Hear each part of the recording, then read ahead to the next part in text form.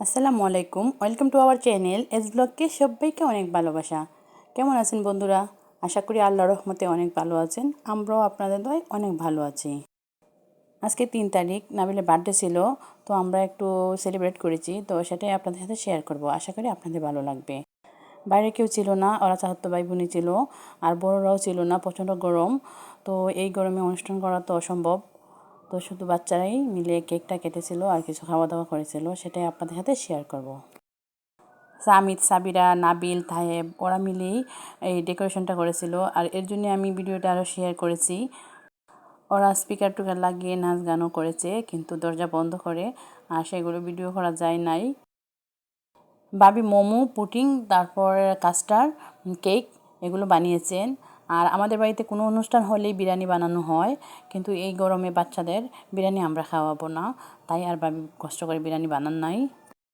বাচ্চাদের মধ্যে সামিদ, সাবিরা, নাবিল, জারিফ, সাদ ওরা একসঙ্গে থাকে, আপনারা সব ভিডিওতে দেখতে পারেন।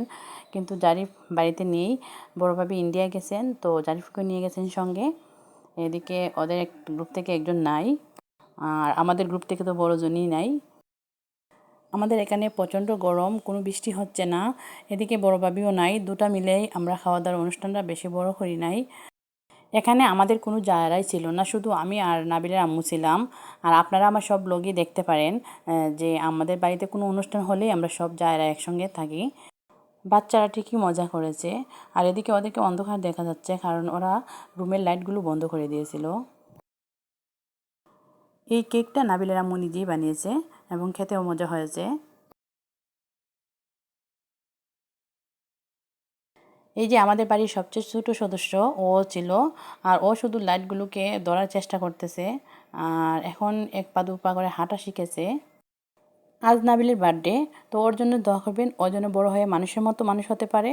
আর আমাদের সব বাচ্চাদের জন্যই দোয়া করবেন, ওরা যেন মানুষের মতো মানুষ হতে পারে।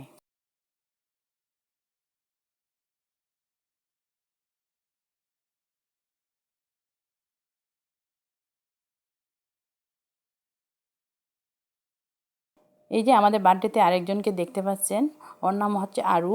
ও হচ্ছে আমার ননদের মেয়ের বিড়াল। আর ওকে দেখলেই স্বামী শুধু বলে, আমাকে একটা বিড়াল কিনে দাও, আমাকে একটা বিড়াল কিনে দাও। কিন্তু আমি ওকে কি করে বিড়াল কিনে দিই?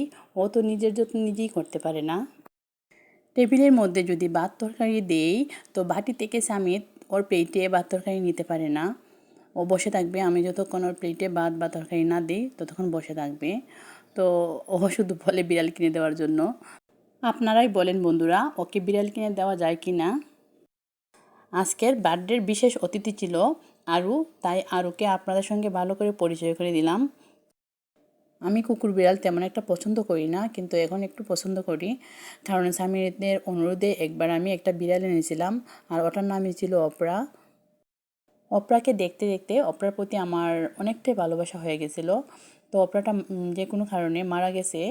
তো তারপর থেকে আর বিড়াল আমার ভালো লাগে না, আর অপরার কথা প্রায় সময় আমার খুব মনে হয়।